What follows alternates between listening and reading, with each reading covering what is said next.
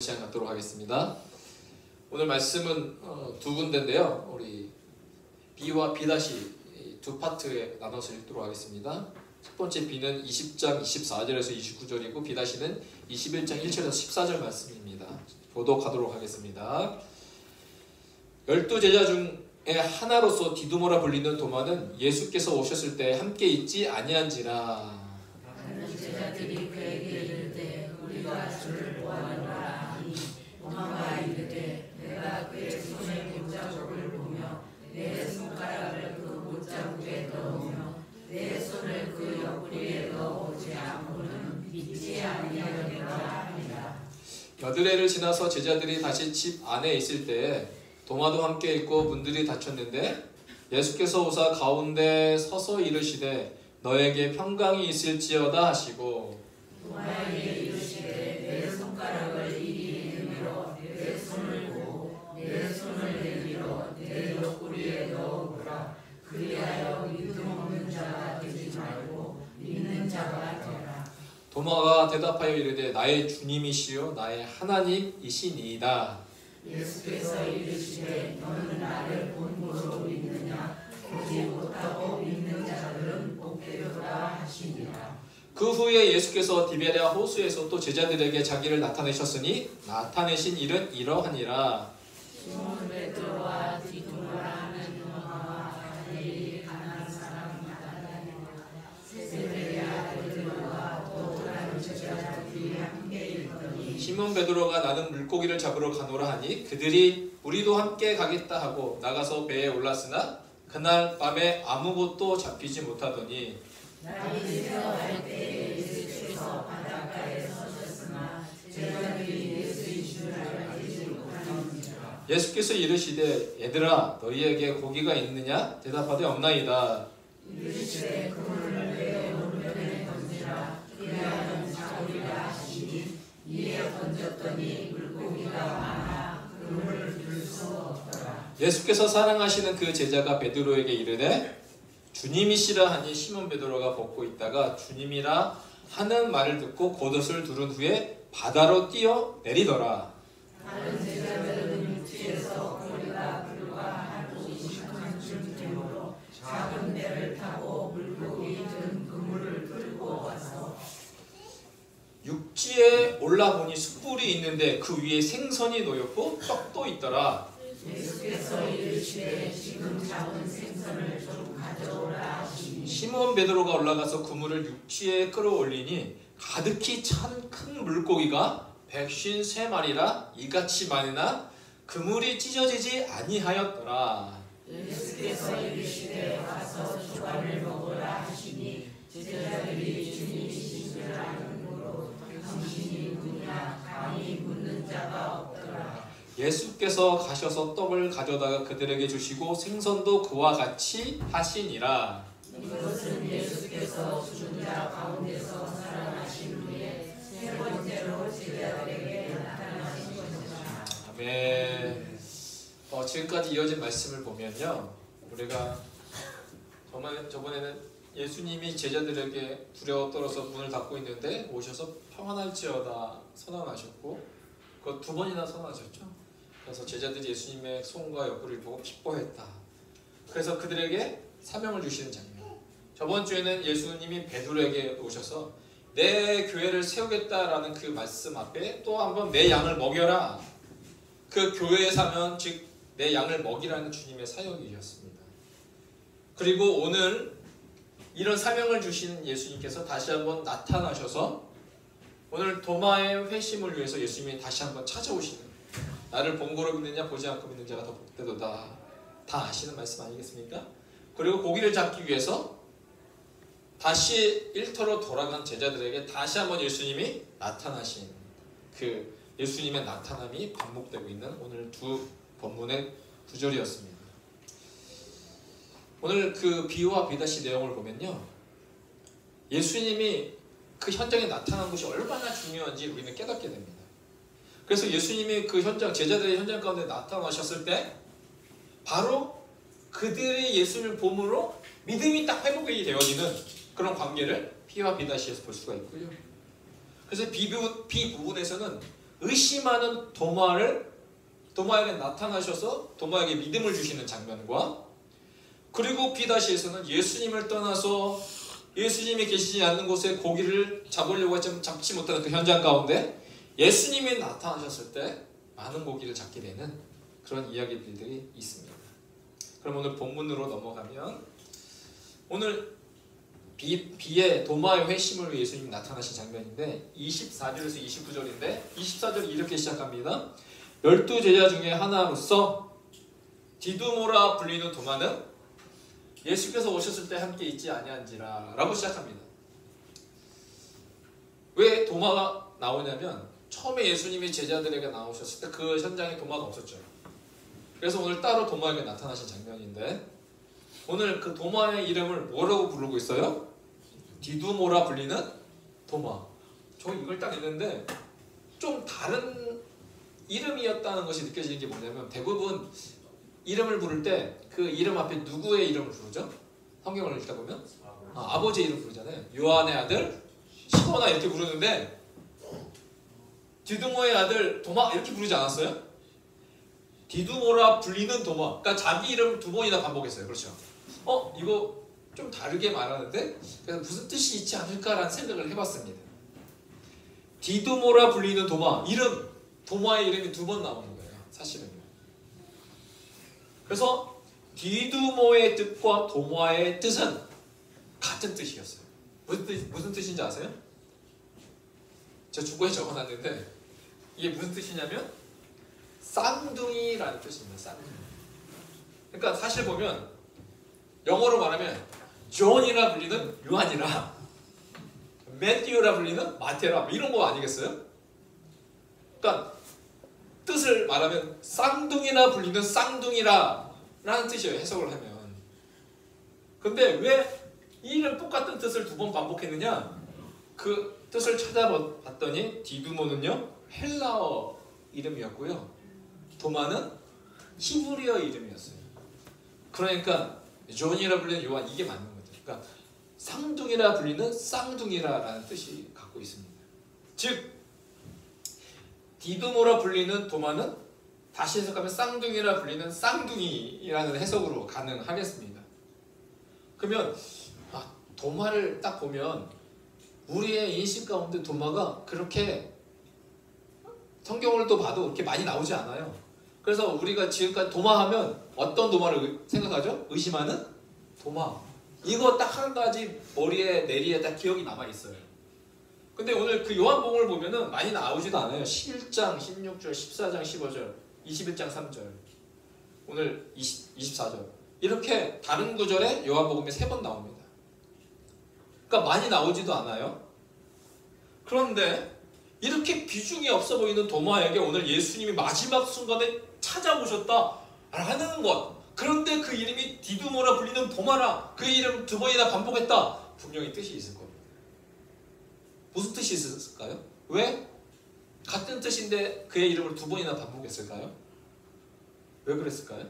근데 그의 이름의 뜻이 쌍둥이에요. 설교 준비할 때 이렇게 상상하는 게 되게 기뻐요. 그리고 그 답을 찾을 때 오는 그 기쁨이 되게 있더라고요. 왜 쌍둥이라는 이름을 두 번 반복했을까? 저자 요한을 한번 생각해 봤어요. 글을 쓰는 이 저자 요한.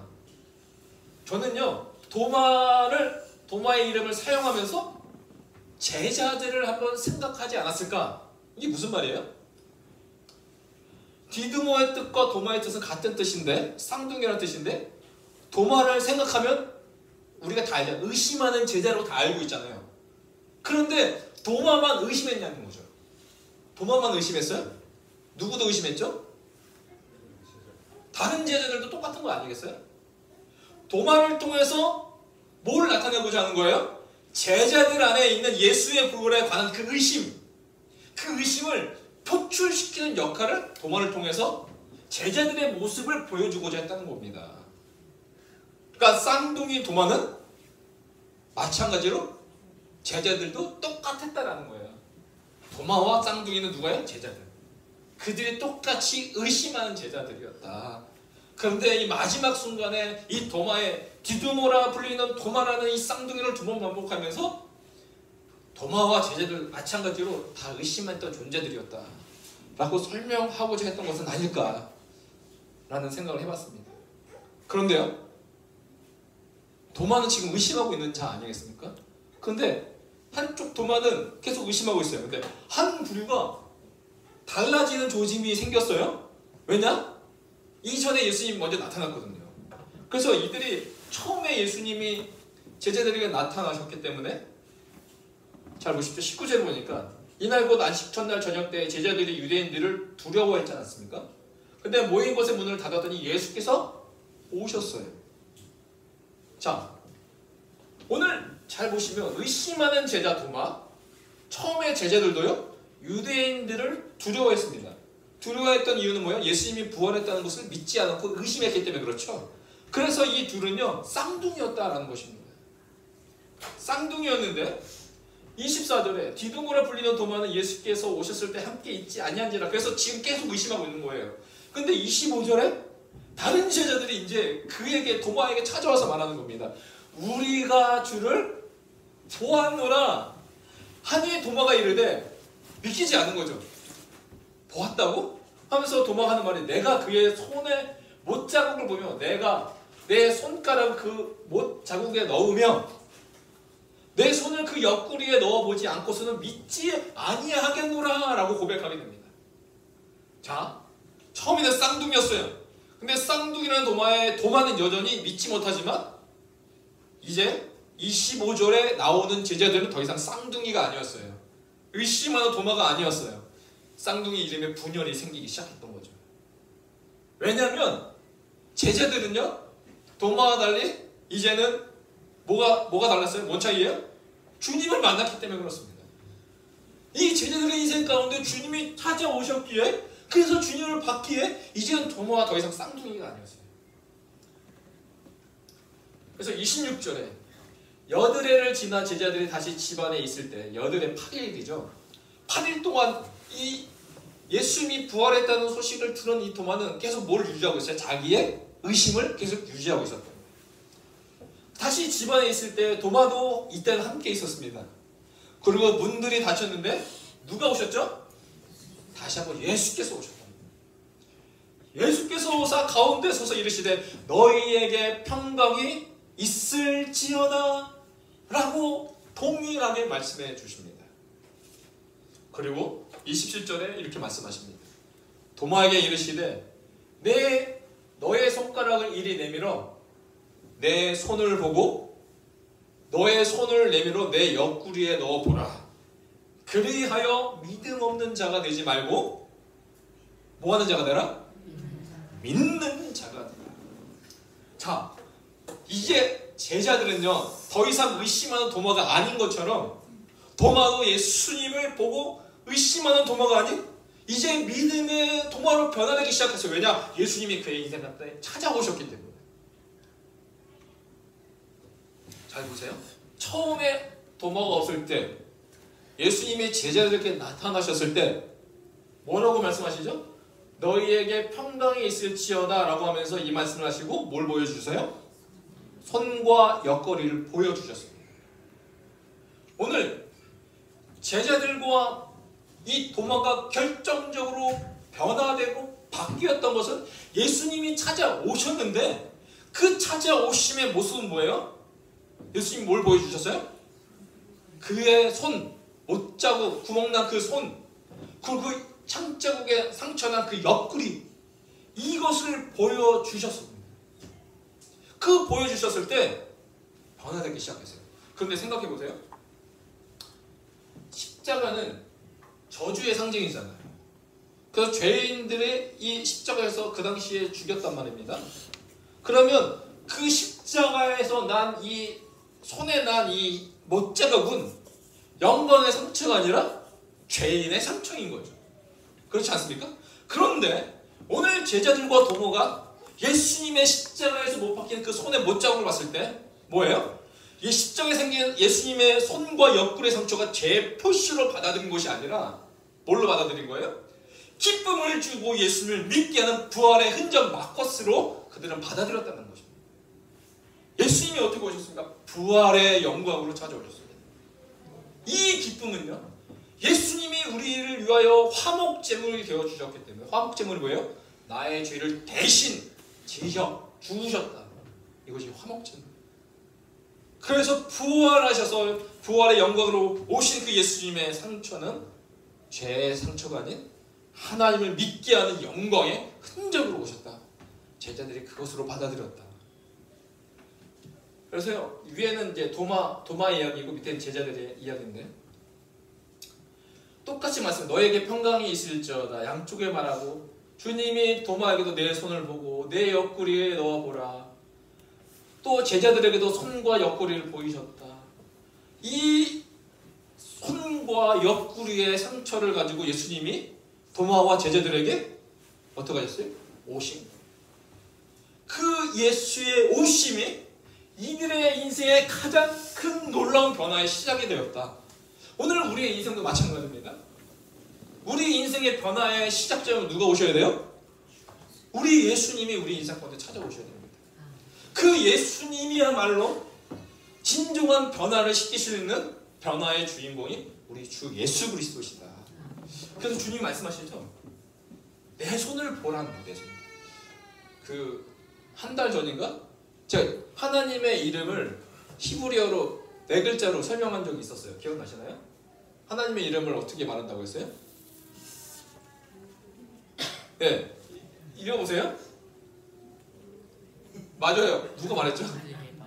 사모님이 말했어요? 사모님 말하지 말고. 요드해 바브해. 요드해 바브해. 요드가 뭐라고 무슨 뜻인지 기억나세요? 손. 해가 무슨 뜻이라고 했어요? 보라. 바브가 뭐예요? 옷처럼 생겼죠? 못이에요. 옷을 보라.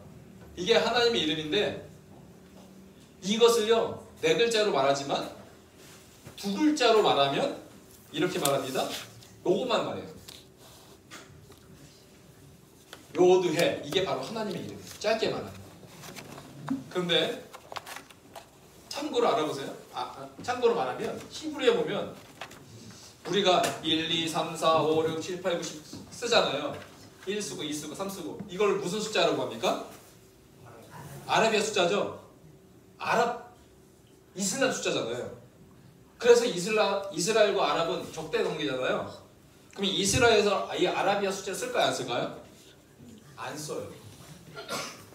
그렇죠. 1, 2, 3, 4 숫자를 안 써요. 뭘 써요? 그래서 히브리어 첫 번째 글자를 1로 생각합니다.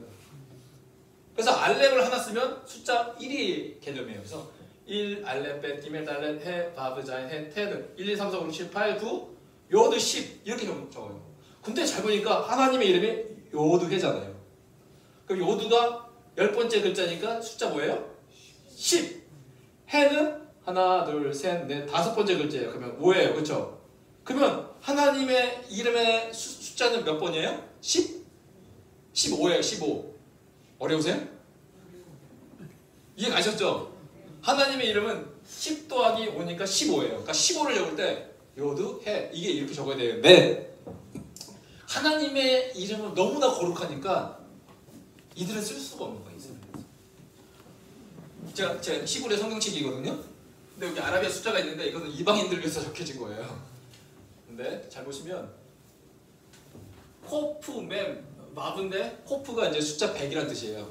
그리고 맴이 146, 146편,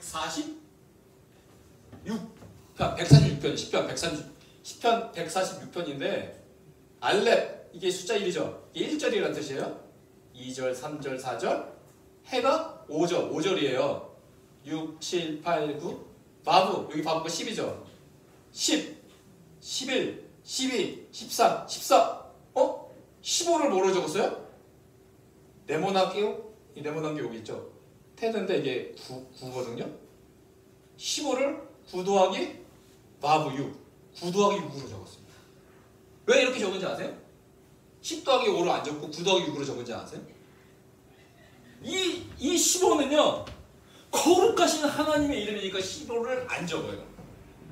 그래서 다른 숫자 9 더하기 6을 적는 거예요.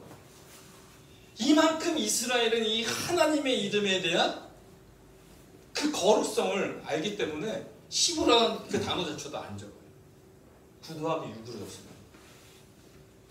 근데 오늘 주님이 뭐라고 했어요? 내 손을 보라. 오늘 주님이 내 손을 보라 라고 했을 때 그 손의 주인공은 누구예요? 살아계신 하나님이라는 거예요. 그러니까 오늘 인생 가운데 도마와 제자들의 인생 가운데 방황하고 의심하는 이 제자들 가운데 누가 오신 거예요? 전능하시고 거룩하신 하나님이 오신 겁니다. 그리고 그의 손을 보여주신 것, 예수님 말하는 거, 내가 하나님입니다. 그러니까 이 손을 보여주시면서 여호두에 거룩하신 하나님이시니까 그 거룩하신 하나님을 본 이 도마가 뭐라고 고백할 수밖에 없어요? 나의 주님이시여. 그러니까 주님이 오셨잖아요. 그러니까 나의 주님이시여. 그 손은 누구예요? 여호두의 하나님이시니까 나의 하나님이십니다 라고 고백할 수밖에 없는 겁니다. 왜 도마가 이렇게 고백할 수밖에 없을까? 그 예수님이 하나님의 아들이자 하나님 존재 자신이기 때문이었습니다. 예수님이 찾아오셨기 때문에 도마가 예수님을 믿고 고백하게 되는 겁니다. 이 장면이요, 놀랍게도요, 우리 지금 요한복음 마지막 20장, 20장 맨 끝에 있잖아요. 근데 이게 요한복음 1장의 맨 앞과 이게 같이 짝꿍이 되고 있거든요. 예수님이 도마에게 이렇게 말하죠. 예수께서 이르시되 너는 나를 본고로 믿느냐? 보지 못하고 믿는 자들은 복되도다 하시니라 라고 말씀하셨는데, 이와 키리아짐이 되는 1장 49절에 나다나엘이 나옵니다. 나다나엘 기억나시죠? 처음엔 이 나다나엘도 의심하는 자였어요. 예수님에 대해서. 그런데 예수님이 무화과 나무 아래에 있을 때 내가 너를 보았다라고 말씀할 때 이 나다나엘이 그 말을 듣고 어떻게 나를 봤지 하고 놀라면서 고백합니다. 당신은 하나님의 아들이시여 당신은 이스라엘의 임금이로소이다. 마치 동화 같은 고백을 합니다. 그랬을 때 그 고백했을 때 예수님이 대답하여 이르시되 내가 너를 무화과 나무 아래서 보았다 함으로 믿느냐? 너를 나를 본고로 믿느냐? 똑같이 말씀하신 거죠. 이보다 더 큰 일을 보리라. 나다나엘도 도마도 처음에 같은 의심하는 사람이었습니다. 그런데 공통점은 뭐예요? 이 두 인생 가운데 누가 찾아오신 거예요? 예수 그리스도께서 찾아오신 거예요. 예수님이 그들의 인생 가운데 찾아오셨을 때 이제는 의심하는 자가 아닌 나의 주, 나의 하나님이십니다라는 그 믿음의 고백, 믿음의 사람이 되었다. 그런 나다나엘에게 오셔서 그의 믿음을 고백하게 하셨던 것처럼 오늘도 우리 주님은 여러분의 입술을 통하여 주는 나의 주님이시오 나의 하나님이십니다라는 그 고백을 듣기를 원하시는데 오늘 주님이 찾아오십니다. 우리의 인생의 해결의 문제는 뭐예요? 예수님이 내 안에 찾아오시는 거예요. 가장 기다리는 건 예수 그리스도.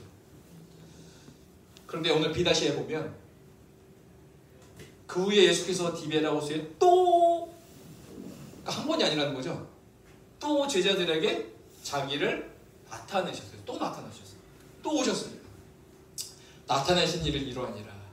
오늘 세 번째 나타나신 곳은 예수님이 함께 하시지 않는 세상의 성공의 자리였어요. 예수님을 따라 살아갔던 제자들이 이제는 예수님을 따라가는 인생에서 원래 자기들이 살았던 삶의 현장, 어부의 삶으로 다시 돌아갔어요. 그때 3절에 시몬 베드로가 나는 물고기 잡으러 가노라 하니까 사람들 막 다른 제자들 따라가는 거예요. 그들이 우리도 함께 가겠다 하고 나가서 배에 올랐습니다. 그날 밤에 아무것도 잡지 못하였더니 저는 이걸 보면서 다시 무슨 생각을 했냐면 다시 이제 주님을 따른 인생에서 주님을 만났지만 아직까지는 결단하지 못해서 모르겠다 나 다시 물고기 잡으러 갈래 하고 다시 그것도 결단 아니겠어요? 반대의 결단? 그래서 고기를 잡으러 배에 올랐는데 그날 밤에 아무것도 잡지 못했어요. 많이 이런 생각이 들었어요. 많이 고기를 잡는 것만이 기적이 아니라 잡지 못하게 하시는 것도 하나님의 기적이구나. 어떻게 작은 물고기 피라미드 하나도 못 잡았을까요? 이거 주님의 기적인 거죠. 그러니까 우리가 하는 일만은 안 되는 것도 뭐예요? 예수님의 기적이에요. 왜요? 주님 만나기 위해서. 주님을 따르는 삶에서 세상의 자리로 돌아간 제자. 근데 그렇기 때문에요. 세상의 자리로 돌아갔으니까 주님이 날이 새어 갈 때 예수께서 바닷가에 서셨으나 제자들이 예수인 줄 알지 못하더라. 그러나 세상의 자리에 있으니까 예수님이 예수님처럼 안 보이는 거죠. 영적인 눈이 어두워진 거죠. 그러면서 이르시되 그물을 배 오른편에 던져라 말씀하기 시작합니다. 그리하면 잡으리라 해결책까지 말씀해 주셨어요. 이에 던졌더니 물고기가 많아 그물을 들 수 없더라. 11절 시몬 베드로가 올라가서 그들을 육지에 끌어올리니 가득히 찬 물고기가 153마리라 이같이 많으나 그물이 찢어지지 아니하였더라. 이 장면을 읽으면 딱 머릿속에 생각나는 게 뭐예요? 예수님이 처음 베드로를 부르시는 장면. 그게 키아짐이에요. 짝인 거죠. 처음 예수님이 어떻게 부르셨어요?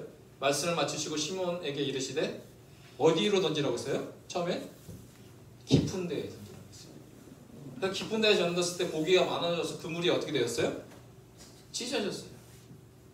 근데 오늘 주님께서 깊은 데가 아닌 어디로 던지라고 했어요? 배 오른편에 던지라고 했어요. 근데 그 그물은 찢어져서 찢어지지 않았어요? 찢어지지 않았어요. 하나님의 완벽하신 부르심. 예수가 계시지 않는 철야 작업은 헛수고였어요. 이를 통해서 알 수 있는 사실은 뭐예요? 예수를 떠나서는 아무것도 할 수 없다는 겁니다. 열매가 없어요. 그런데 열매 맺는 조건은 뭐예요? 배 오른편에 던지라는 그 말씀에 순종할 때 우리 삶에 열매가 맺혀진다. 또한 이 153마리를 잡았다는 의미는 뭡니까? 이제 앞으로 제자들이 사람을 구원하여 낚는 하나님의 놀라운 선교의 역사가 일어날 것이다. 그것을 보여줍니다. 그런데 이 제자들이 다시 한번 이 선교의 부르심 가운데 불러지고 다시 한번 세워질 수 있었던 것은 뭐예요? 예수님이 다시 한번 또 찾아오셨다. 예수님이 찾아오십니다. 이 마지막 영상인데요. 한번 볼게요. 저는 30대 때는 그 생각을 했거든요. 그 열심히 하면 잘 된다 생각했는데 내가 지금 느끼는 거는 열심히 한다고 다 잘 되는 게 아니다. 맞습니다. 맞습니다. 그건 맞아요. 행운이 따라야 돼요. 맞아요. 운이 따라야 돼. 나도 운이 굉장히 따라서 이렇게 된 거고. 굉장히 많이 따랐죠. 그래서 옛날에 요즘에 애들한테 그 열심히 하라고 얘기 안 해요. 왜요? 열심히 한다고. 열심히 하고 운도 좋으면 좋잖아요. 운은 뭐 기본으로 깔려있는 운에 열심히 더 하면 좋죠. 근데 형은 옛날에 얘기했잖아. 그 성공하는 건 뭐냐? 운이다. 제가요? 근데 나는 지금 생각해보면 운이 압도적으로 더 큰 것 같아. 그러니까 운이 와야 된다는 거예요. 동의하시나요? 운이 와야 된다. 근데 이 예수를 알지 못하면 이것이 그렇게 생각할 수 있어요. 그러니까 설명이 안 되잖아요. 어떻게 제가 성공하고 어떻게 제가 실패하고 설명이 안 되는 것, 그 운이라는 것으로 퉁치고 마는 인생이에요. 근데 오늘 주님 잘 보세요. 시몬 베드로가 결정해서 다시 배에 올랐어요. 그날 밤에 그 일을 시작했는데 날이 새어갈 때까지 아무것도 잡지 못했다. 이거 기적 아니겠습니까? 아니 한 마리도 잡지 않은 것, 운이 지지리도 없다 하지만 이런 운도 없는 거예요. 그런데 운이라고 설명할 수 없는 이 현상은 베드로 가운데 일어났어요. 한 마리도 잡지 못했기 때문에. 이것은 운이 아니에요. 운도 뛰어넘는 하나님의 섭리인 거죠. 하나님이 이와 함께하지 아니하시니까 그 하는 모든 것이 헛수고가 됩니다. 누구보다도 베드로와 요한은요 열심히 살았어요. 잘 보세요. 그날 밤에 날이 새어들 때까지 쉬지 않고 그물을 넣었어요. 누구보다도 열심히 일했던 사람이에요. 근데 잘 되지 않았어요. 운이 없어서요? 아니요. 반대로 예수님을 떠나 있었기 때문에 그렇죠. 그렇기 때문에 오늘 우리는 누구를 구해야 될까요? 예수님이 우리 인생 가운데 다시 한번 찾아오셔야 된다. 그 예수님이 찾아오셔서 야, 너 한번 오른쪽으로 가볼래? 라는 그 주님의 음성 듣고 나아가는 인생이야말로 진짜 성공의 길이다. 우리의 삶의 올바른 방향은 그래서 그 오른쪽으로 가기 위해서 예수님이 우리에게 오셔야 해요. 예수님이 찾아오실 때 우리는 올바른 방향으로 갈 수 있게 됩니다. 이거 하면 되겠지? 근데 이거하고 이거 더 준비하면 되겠지? 그게 우리의 인생을 결정하는 게 아니에요. 그 인생보다 더 중요한 것은 하나님이 나한테 오늘 임하시느냐 함께 하시느냐, 그리고 그 주님이 나에게 말씀하고 계시느냐, 그분이 우리의 인생의 방향을 결정하신다.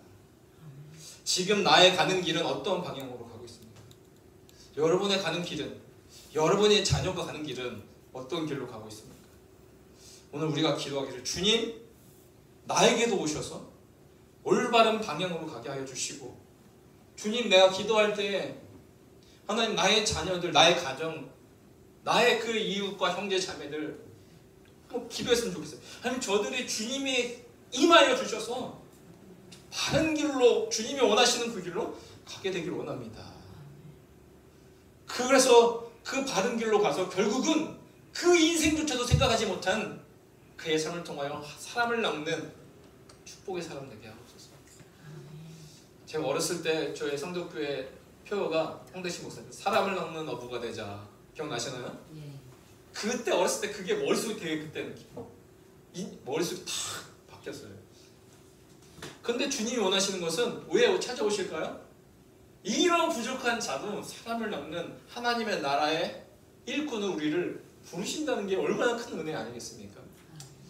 운이 아닌 주님이 나의 삶을 바꾸시는 분이시기에 오늘 그 주님을 초청하며 주님을 모시며 주님이 다시 한번 우리 가운데 나의 자녀와 우리 인생 가운데 오시기를 기도하기를 주의 이름으로 축복합니다. 아멘. 기도하겠습니다. 주님, 오늘도 주님의 인생, 주님이 우리 가운데 찾아오실 때에만이 우리 가운데 소망이 있고 우리 가운데 희망이 있음을 고백합니다. 인생의 헛된 그물을 던지지 않게 하여 주시고, 주님이 찾아오셔서 온전한 그물을 주님의 방향에 맞춰서 던질 때 하나님의 행하실 놀라운 구원을 보게 하여 주시옵소서. 감사드리며 예수님의 이름으로 기도합니다. 아멘. 우리 말씀 생각하시면서 찬양하고 기도하고 제 축도로 마무리하도록 하겠습니다.